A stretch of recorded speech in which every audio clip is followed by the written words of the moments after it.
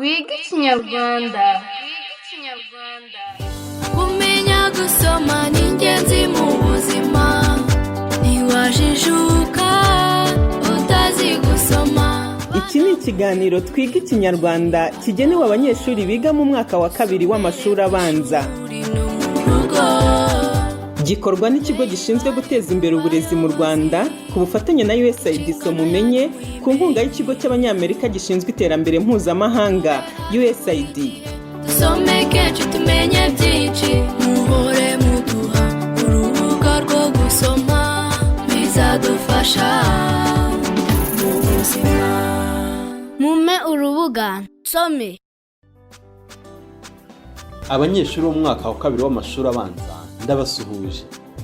Mbahaye ikaze mu isomo ry'Ikinyarwanda ry'uyu munsi ritangirwa kuri radiyo. Muri kumwe na mwarimu wanyu Josue Murengezi ukomeje kubafasha gusubiramo isomo ry'Ikinyarwanda muri mu rugo iwanyu binyuze kuri radiyo. Turasaba ababyeyi cyangwa abandi bantu bakuru kuba hafi y'abana kugira ngo babafashe kwiga. Ese muribuka igihekane twize mu isomo riheruka? Vuga mu ijwi riranguruye igihekane duheruka kwiga niba ukibuka.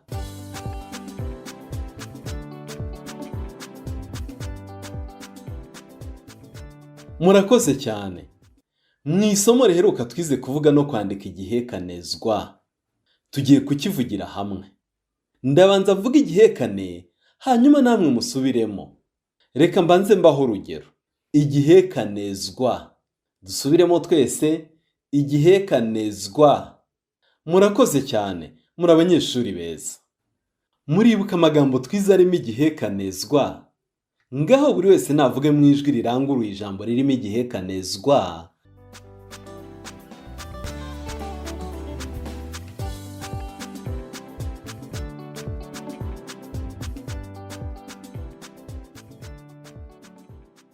Murakoze cyane.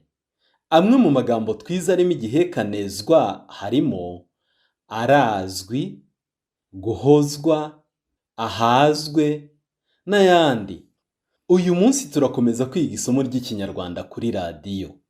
Mu gihe abantu bakuru cyangwa abavandimwe banyu babari hafi, bashobora kubafasha. Murasabwa gutega amatwi mwitonze mukurikiza amabwiriza ndajya mbaha. Mbere y'uko dutangira, reba ko ufite ikaye cyangwa urupapuro n'ikaramu hafi yawe. Wowe ubifite ni byiza cyane. Ntuve iruhande rwa radiyo dukomeze twige. Wowe utabifite, nguhaye akanya gato ko kujya kubishaka. Iyi ndirimbo ngiye kubashyiramo ntirangire mutaragaruka. Sibyo abana? Twige Ikinyarwanda. Babyeyi, inkuru tugiye gusomera abana muri iki kiganiro iboneka mu gitabo cy'umwarimu gikubiyemo inkuru zisomerwa abanyeshuri, kiri kuri murandasi ku rubuga rwa REB rwitwa e-learning.reb.rw. Niba ubasha kugikuraho, wakireba ukajya ku rupapuro rwa 30 n'urupapuro rwa 31 tukajyana. Niba kandi utabasha kugikuraho, ntugire ikibazo, urabasha gufasha umwana gukurikira isomo utagifite. Reka twumve aka karirimbo mu gihe mwitegura.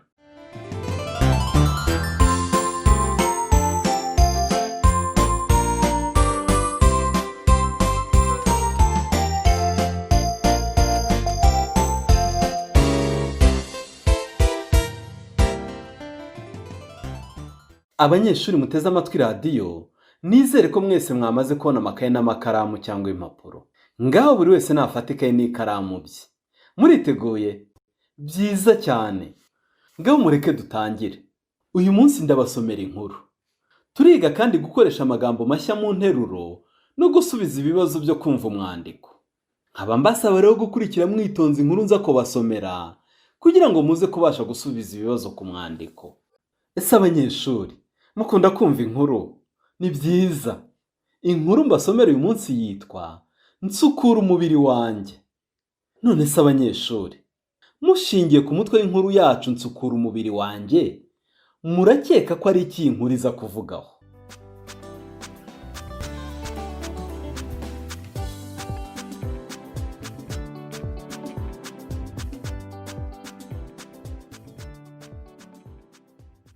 Byiza cyane. Ntimwibagirwe ibyo mwatekereje ko inkuru iza kuvugaho, kuko tuza kubigarukaho nyuma yo gusoma inkuru yacu. Ngaho mwitegure dutangire. Abanyeshuri, mbere y'uko mbasomera inkuru, mukurikire tubanze twige amagambo abiri tuza gusanga muri iyi nkuru yacu aza kubafasha kumva neza iyi nkuru. Ijambo rya mbere ni amaga. Abanyeshuri, dusubiremo twese amaga. Twongere dusubiremo amaga. None se abanyeshuri, muzi iki ijambo amaga risobanura?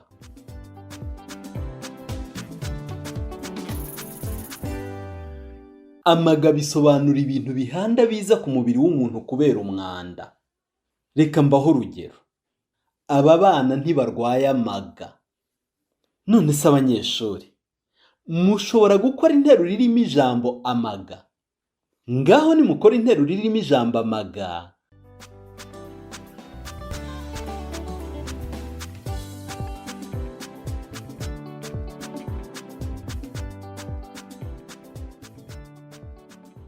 Murakoze cyane abanyeshuri. Ngaho mukurikire twige ijambo rya kabiri. Ijambo rya kabiri ni ishinya. Abanyeshuri, dusubiremo twese ishinya. Kongere dusubiremo ishinya. None se abanyeshuri, muzi iki ijambo ishinya risobanura?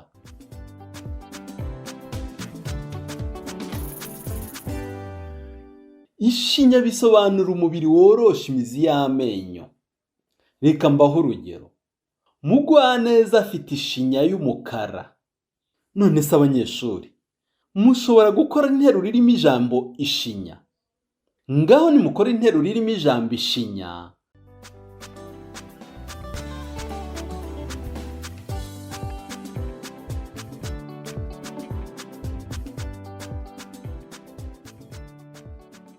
Murakoze cyane abanyeshuri. Mureke dukomeze. Nsukura umubiri wanjye. Nitwa Gwiza. Ntuye ku Ijwi. Mfite imyaka 8. Sindi ikigwari. Sinjajwa kandi mporana urugwiro. Mporanye umubiri wose kandi mfite ubuzima buzira umuze. Ese bana nshuti zanjye, mwaba muzi imvo n'imvano y'ubwo buzima bwiza mfite? Nuko mporana isuku aho ndi hose. Nimutega amatwi mbabwire uko nkora isuku y'umubiri wanjye. Buri munsi mu gitondo iyo mbyutse, sinshobora kujijwa ngo njye ku ishuri ntakarabye. Nkaraba umubiri wose, ngasukura umutwe neza kugira ngo ntazarwara inda cyangwa ngacika ibisebe kubera kwishimagura bitewe n'umwanda. Nkaraba amaguru neza kugira ngo ntazarwara amaga. Ese yemwe banyeshuri, muribuka iki ijambo amaga risobanura?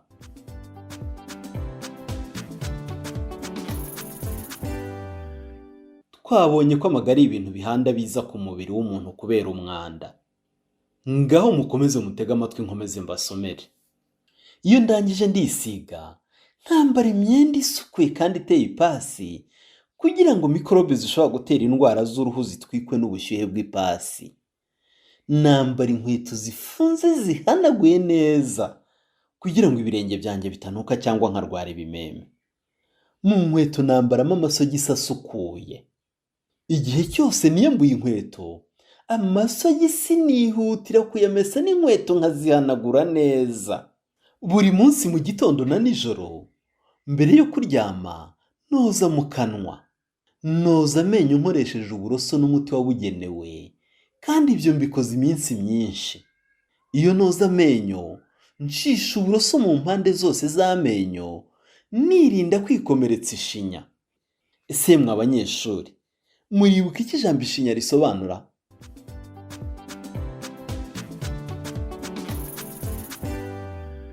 Twabonye ko ijambo ishinya ari umubiri worosha imizi y'amenyo. Ngaho mukomeze mutega amatwi nkomeze mbasomere. Iyo ndangije koza amenyo neza, niyunyugurisha amazi meza, ibyo bikandinda kunuka mu kanwa.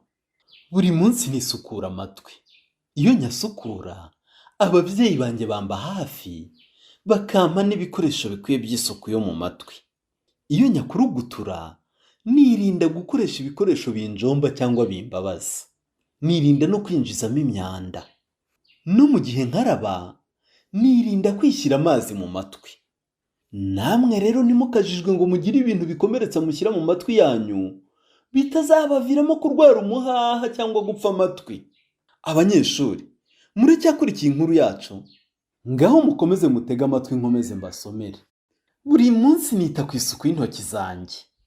Nzikaraba nkoresheje isabune n'amazi kandi gaca inzara igihe cyose zakuze kuko zibika umwanda. Buri gihe iyo mvuye ku musarani, sinjya nibagirwa gukaraba intoki no kuzihanaguza agatambaro gafite isuku. Bana rero mujye mugirira umubiri wanyu isuku buri gihe. Nimuyikora neza kandi buri munsi, bizabarinda indwara ziterwa n'umwanda maze muhorane ubuzima buzira umuze. Turimo gukurikira isomo ry'Ikinyarwanda rigenewe abanyeshuri biga mu mwaka wa kabiri. Abanyeshuri, inkuru mbasomeye yabashimishije. Ubu noneho ngiye kubasomera inkuru ku nshuro ya kabiri ntahagarara. Ngaho rero mutege amatwi kugira ngo muze kubasha gusubiza ibibazo nza kubabaza ku nkuru ndangije gusoma. Nsukura umubiri wanjye. Nitwa Gwiza. Ntuye ku Ijwi. Mfite imyaka 8. Sindi ikigwari. Sinjajwa kandi mporana urugwiro. Mporanye umubiri wose kandi mfite ubuzima buzira umuze. Buri munsi mu gitondo iyo mbyutse, sinshobora kujijwa ngo njye ku ishuri ntakarabye. Nkaraba umubiri wose, ngasukura umutwe neza kugira ngo ntazarwara inda cyangwa ngacika ibisebe kubera kwishimagura bitewe n'umwanda. Nkaraba amaguru neza kugira ngo ntazarwara amaga. Iyo ndangije ndisiga, nkambara imyenda isukuye kandi iteye ipasi kugira ngo mikorobe zishobora gutera indwara z'uruhu zitwikwe n'ubushyuhe bw'ipasi. Nambara inkweto zifunze zihanaguye neza kugira ngo ibirenge byanjye bitanuka cyangwa nkarwara ibimeme. Mu nkweto nambaramo amasogisi asukuye. Igihe cyose niyambuye inkweto, amasogisi nihutira kuyamesa n'inkweto nkazihanagura neza. Buri munsi mu gitondo na nijoro, mbere yo kuryama, noza mu kanwa. Noza amenyo nkoresheje uburoso n'umuti wabugenewe, kandi ibyo mbikoze iminsi myinshi. Iyo noza amenyo, ncisha uburoso mu mpande zose z'amenyo, nirinda kwikomeretsa ishinya.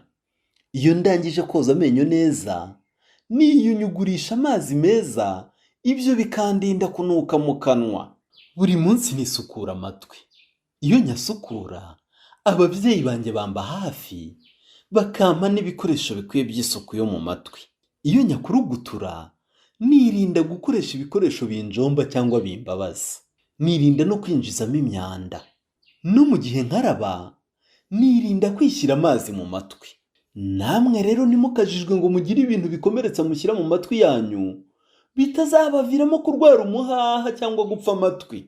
Buri munsi nita ku isuku y'intoki zanjye. Nzikaraba nkoresheje isabune n'amazi kandi gaca inzara igihe cyose zakuze kuko zibika umwanda. Buri gihe iyo mvuye ku musarani, sinjya nibagirwa gukaraba intoki no kuzihanaguza agatambaro gafite isuku. Bana rero mujye mugirira umubiri wanyu isuku buri gihe. Nimuyikora neza kandi buri munsi, bizabarinda indwara ziterwa n'umwanda maze muhorane ubuzima buzira umuze.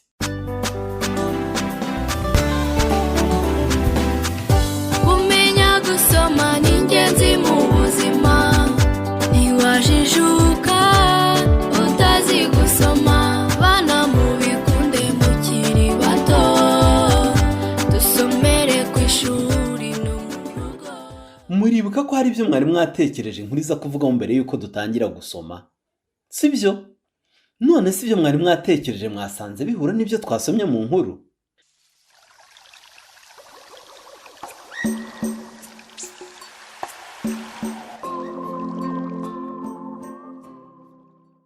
Reka turebe niba twumvishe neza uko byagenze mu nkuru twasomye. Turasubiza ibibazo byo kumva umwandiko. Ikibazo cya mbere kirabaza ngo ninde uvugwa mu nkuru? Mutege amatwi nkibasubiriremo. Ninde uvugwa mu nkuru? Ushobora kwibuka igisubizo kuri iki kibazo? Ngaho bwira igisubizo cya umuntu mukuru muri kumwe.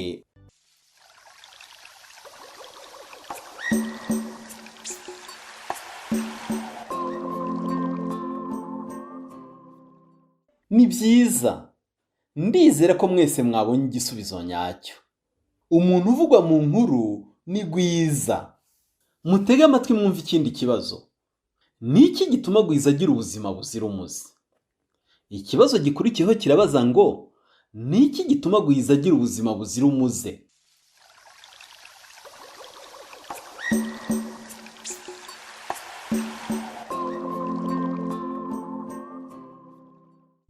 byiza cyane nuko ahora agirira umubiri w'isuku. Mutege amatwi mwumve ikindi kibazo. Ni iyihe nama Gwiza agira abandi bana? Ikibazo gikurikiyeho kirabaza ngo ni iyihe nama Gwiza agira abandi bana?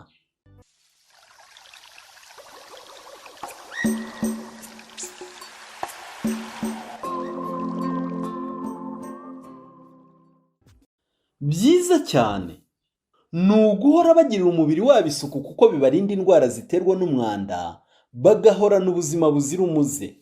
Mutege amatwi mwumve ikindi kibazo. Ukwiye kugirira isuku ibihe bice by'umubiri? Mutege amatwi nongere nkisubiremo. Ukwiye kugirira isuku ibihe bice by'umubiri?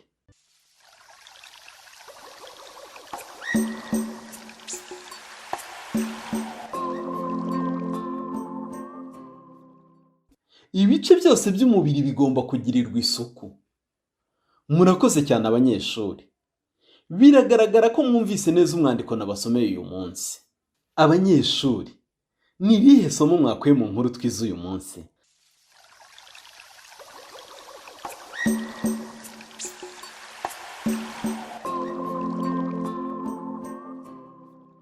Mu nkuru twizemo ko tugomba kugirira isuku imibiri yacu dukaraba buri munsi.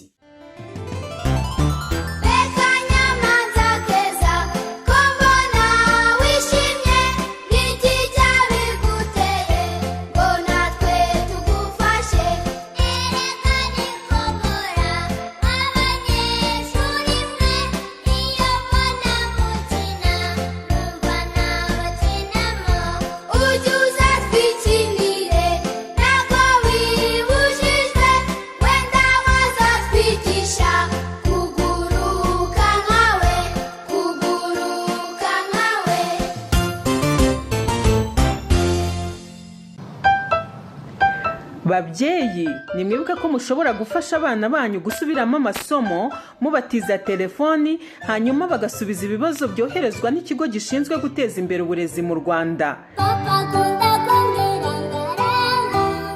Ukanda akanyenyeri 134 akadirishya hanyuma ugakurikiza amabwiriza. Ahangaha haboneka ibibazo ku banyeshuri bose guhera mu mwaka wa mbere w'amashuri abanza kugera mu mwaka wa 6 w'amashuri yisumbuye harimo na TVET.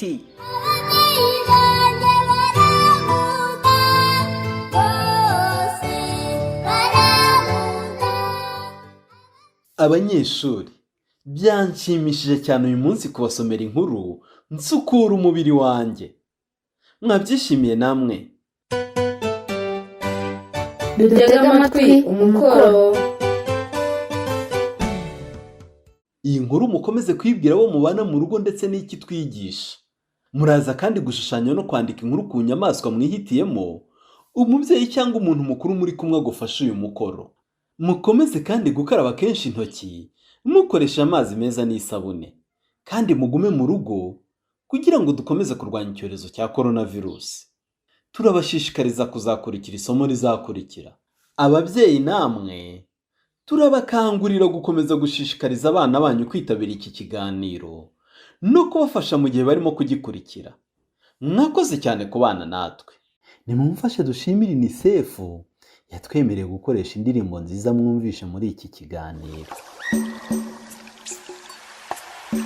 Babyeyi, iri somo ry'ikinyarwanda abana bize uyu munsi mushobora kongera kurisanga ku rubuga ikigo gishinzwe guteza imbere uburezi mu Rwanda gishyiraho amasomo atandukanye rwitwa e-learning.reb.rw cyangwa kuri YouTube channel yitwa REB e-learning no kuri YouTube channel yitwa USAID Somumenye. Twiga Ikinyarwanda. Iki cyari ikiganiro Twiga Ikinyarwanda gikorwa n'ikigo gishinzwe guteza imbere uburezi mu Rwanda ku bufatanye na USAID Somumenye ku nkunga y'ikigo cy'abanyamerika gishinzwe iterambere mpuzamahanga USAID. bizadufasha mu buzima. Mume urubuga nsome.